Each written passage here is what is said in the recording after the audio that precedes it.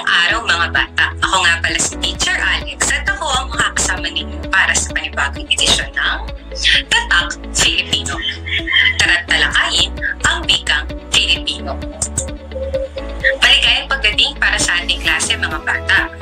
Kaya naman, matapos mo mapanood ang video lesson na ito, ay inaasahan na ikaw ay malalaman ang tungkol sa sanhi at bunga ng pangyayari, gayon din ang iba't ibang mga pag-ugnay na ginagamit dito.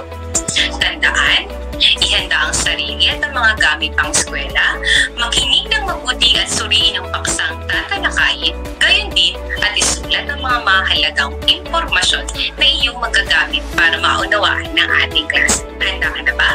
Mahusay.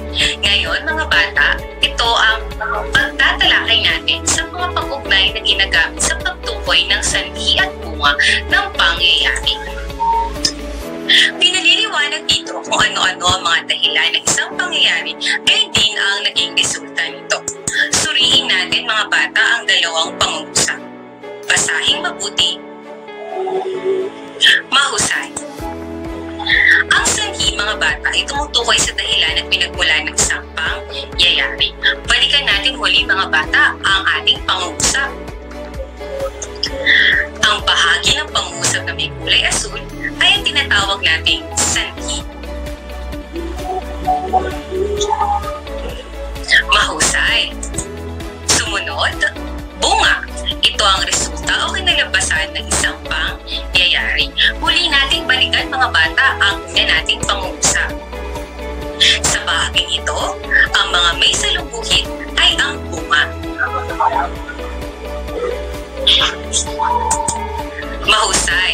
Ang pang-ugnay ay ginagamit upang mapag-ugnay ang sanhi at bunga ng isang pangyayari. Ang mga pag-ugnay ay maaaring matagpuan sa gitna at huling bahagi ng isang pangungusap. Ano-ano nga bang tinatawag nating pang-ugnay? Ito ay ang mga sumusunod. Sapagkat, pagkat, dahil, dahilan sa, dahil dito, kasi, palibhasa, naging, upang, kaya naman, at bunga nito. At marami pang iba. Balikan natin muli mga bata ang ating pangungusap.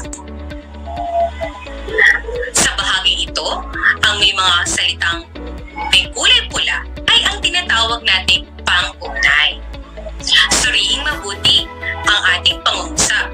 Hindi pa rin makapasada si Mang Arturo dahil sa pangamba sa COVID-19.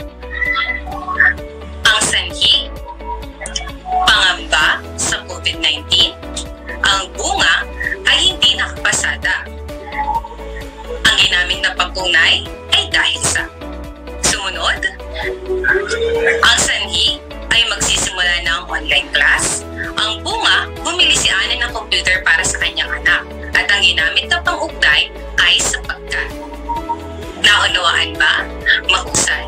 Ngayon, handa ka na ba para sa ating maikling pagsasanay?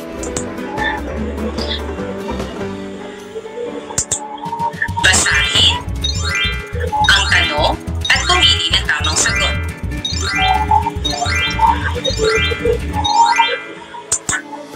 Mahusay.